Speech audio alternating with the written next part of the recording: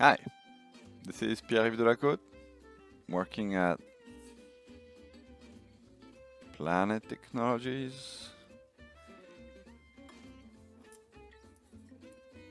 I wanted to talk about behaviors today, awkward behaviors, because often digital transformation is not about just about, especially digital workplace transformation, it's not just about um, deploying a new technology and find the right use case. It's also to adjust your behavior um, to new way of working.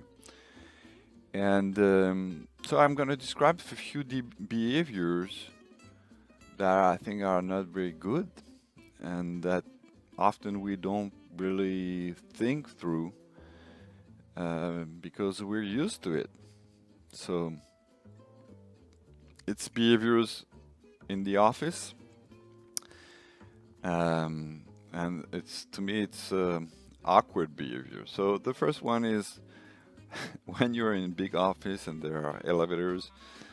Um, on the elevators, yeah, there is the close the door button. I don't understand why they put that. Why? Why would you press a button to close the door? Because you're so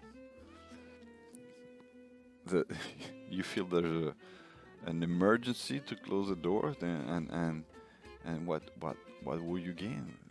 2 seconds, maybe?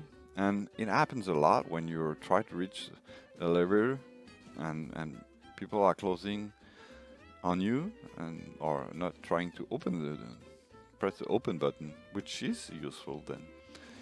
So that was the probably the people are used to have try to save some time and even if it's unrespectful, it's unpolite. So saving times, especially 2 or 3 seconds, uh, is not a good thing because being empathic with people will save you more time at the end of the day.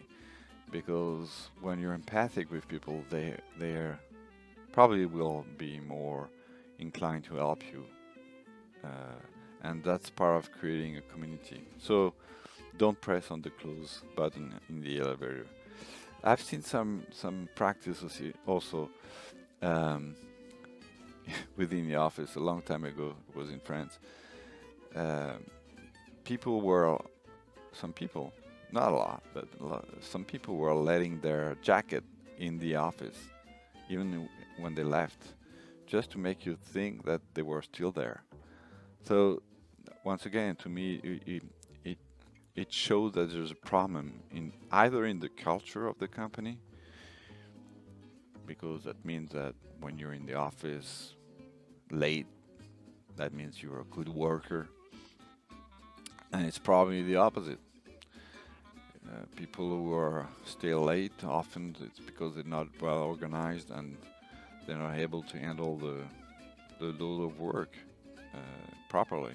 Um, Maybe sometimes you need to stay late because it happens. But if you do that every time, this might be a problem. And so if you leave your jacket to make people think that you're still there, and that means there's a problem with the culture of the company or with the manager. Either way. So that means you need to work on this, on the transparency and because it's not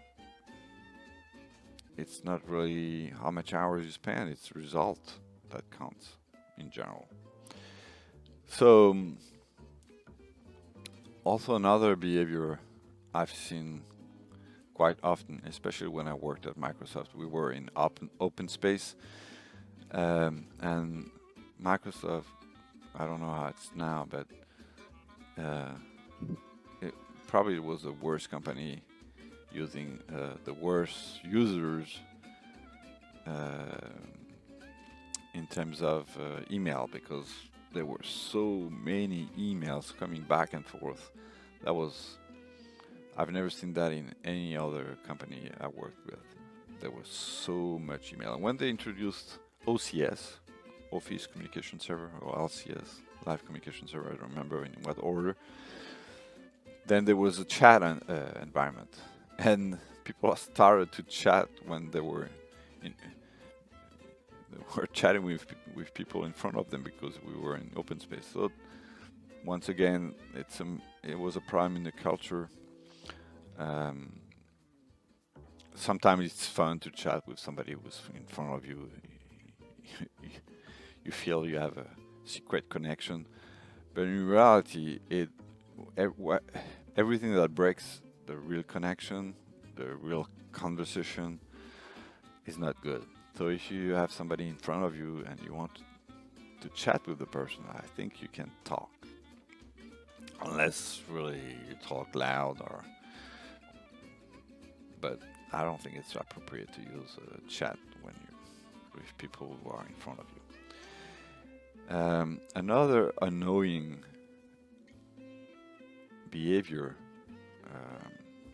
especially during meetings, is when you see people answering a call during the meeting and saying, "Oh, sorry, I'm in the meeting, I'll call you later." Why do you do that? People are doing that every day. I've seen that for hundreds of customers. Why? It's really bad. It has a bad impact. It shows that you don't have any empathy for the people who are in the meeting. If it can happen that you're expecting an urgent call, maybe your wife has an urgent emergency, she has to go to the hospital, whatever, that I can understand. You can take the phone and answer the call, but for most of the time, if you're expecting a call from a customer, and if it's urgent, you just tell the people in the meeting that you might receive a call and you have to leave the meeting, but certainly not saying, "I'm in a meeting, I'll call you later." You're this way. This behavior is a passive-aggressive behavior, because in a way you're saying, "I don't care about all of you.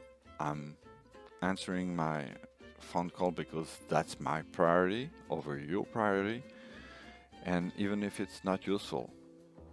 So it's not empathic, and I think it's little by little bad behaviors adding to other little bad behaviors create a bad experience, overall bad experience, and a bad culture.